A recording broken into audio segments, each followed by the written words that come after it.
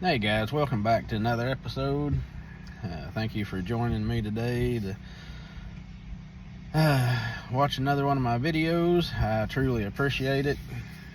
Um, I hope you're having a blessed week. Today is Wednesday, it's hump day by golly.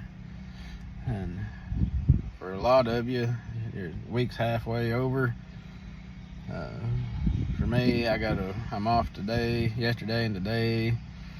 And then I work Thursday, Friday, Saturday. But anyway, today I wanted to talk about being a co-angler.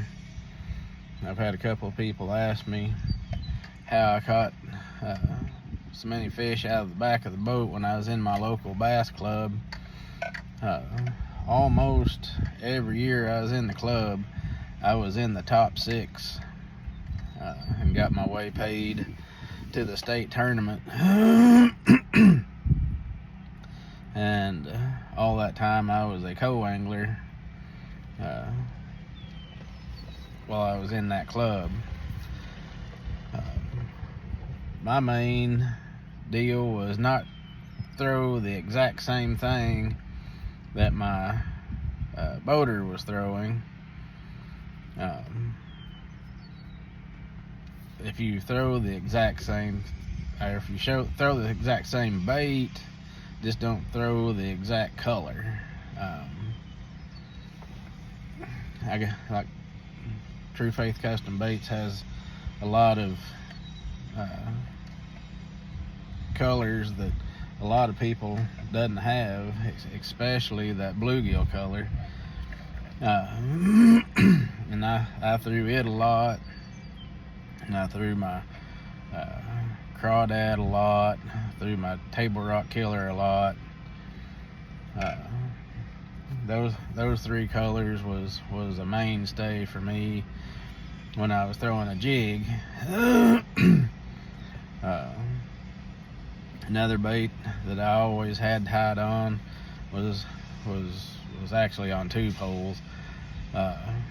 One pole was on a bait caster and one was a spinning reel. Always had a wacky rig tied on all year long. Always had a wacky rig tied on a spinning rod. And then most of the time I had a Texas rig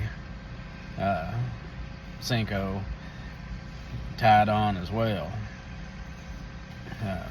Something about that Senko or Texas rig Senko or wacky rig would get me a lot of bites. Sometimes I'd have the regular size Senko on, sometimes I'd have a 4-inch Senko on. Just depended on the mood of the fish that day. Of course, I couldn't pick where we was fishing since I was riding with somebody, but anywhere we went, I could usually throw one of those. I usually used the wacky rig when I was throwing to specific cover, like laydowns, weeds, boat docks, rock piles, standing timber, all that kind of stuff. I would use my wacky rig because most of that was in shallow water. The Texas rig Senko, I would throw it like off points, rock piles, deeper structure, brush piles in deeper water, places where it would take a long time for that wacky rig to get down. And that's where I would throw that. Another bait that I would mostly have tied on would be a tube. Either a regular size tube, the 3.5-inch tube, or the 2 3/4-inch tube. A lot of times that 2 3/4-inch tube would get me a lot of bites behind my angler. You like my sparkly cup? That's the first one I seen when I went to get a cup for my water. First one that was there, so I just grabbed it. Anyway, that little tube would get me a lot of bites. Also, when the fish was up shallow and we was flipping, when my boater was flipping a jig or a creature bait, you know, plastic creature bait or something, I would have my Big Bite Baits flipping tube. I'd have that big flipping tube tied on, Texas rig, and I'd be flipping that, catching a lot of fish behind them. Spring time of year, when the fish was up shallow, they would be going down the bank, throwing some kind of top water or a spinnerbait. Now sometimes I was throwing a spinnerbait, but it was always a different color. I'd either have True Faith Custom Baits shad color on, or I'd have the mouse color on.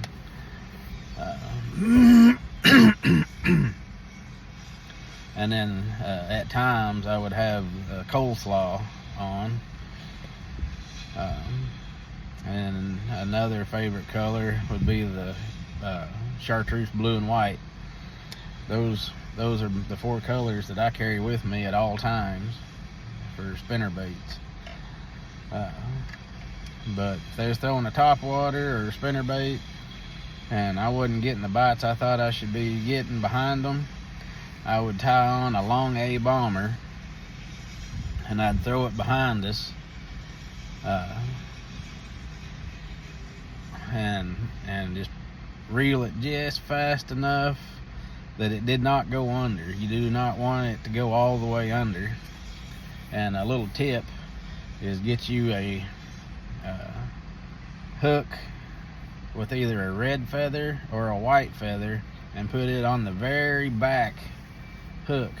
Replace that very back treble with a hook with a feather on it, and that feather will help keep it a little more buoyant. And also it's also a fish attractor. It gives a little more attracting power. But I would throw that and just reel it just fast enough to keep it from going all the way under. Keep the back end of that thing just moving side to side on the top of the water. And I caught a ton of fish doing that.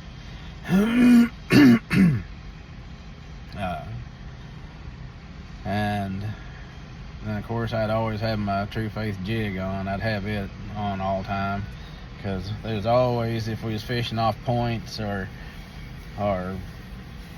fishing brush piles or rock piles or whatever, I could always throw my jig.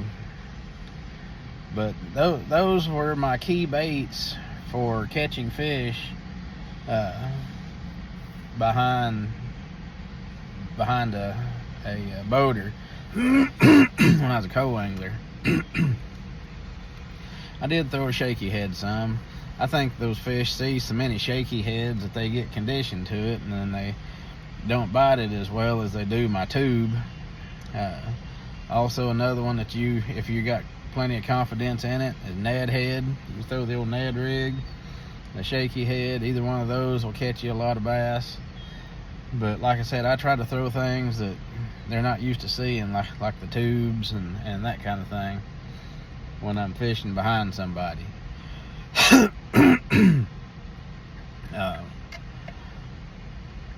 Just depend on how heavy the cover was and how much cover there was and how rocky, you know, if you're getting hung up a lot, would be the factor on how big my line would be. I fish anywhere from 6 pound up to 20 pound fluorocarbon. Of course, that long A bomber, I threw it on monofilament line because that monofilament floats, and I didn't need the fluorocarbon pulling it down.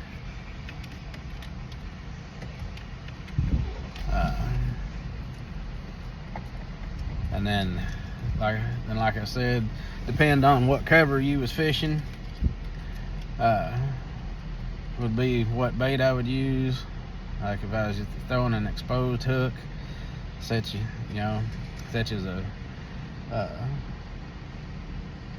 wacky rig or whatever, if I was in heavy cover, I wouldn't normally throw the wacky rig. I'd throw the Texas rig Senko, but I have pitched a wacky rig into lay downs and thicker cover before, especially if we was catching a lot of fish and I always expect a bite, but if I was truly expecting to get a hit, then I would go ahead and pitch that wacky rig into the lay down. You know, I got hung up a few times doing that, but a lot of the times too, I would get a strike and get the fish brought up out of the lay down. So whatever you're confident in, if you're confident in that wacky rig and being able to get it out of thick cover without getting hung up and messing up your fishing spot, by all means toss that dude in there, because it is a fish catcher. Another thing to think about is if you're fishing with someone using live scope, a lot of times you can still use that wacky rig out there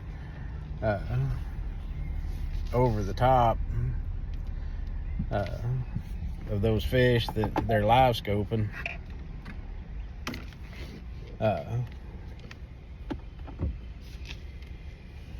You can throw that.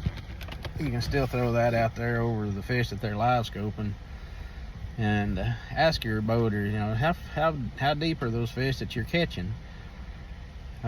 Most time they'll tell you, unless they're just being a total jerk off. But they'll tell you, hey, yeah, they're down 10 feet.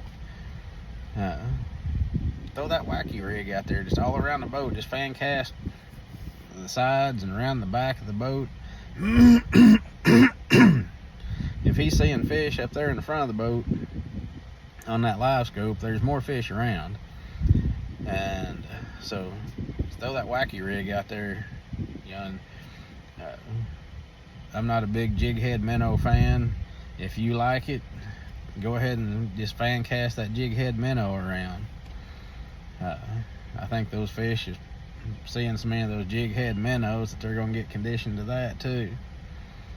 So anyway, those are my suggestions for being a co-angler, and I'm going to get off here. If you like my content, please hit like, share, and subscribe. Leave any questions or comments you have below, and I hope you're having a blessed week, and I will see you guys out on the water.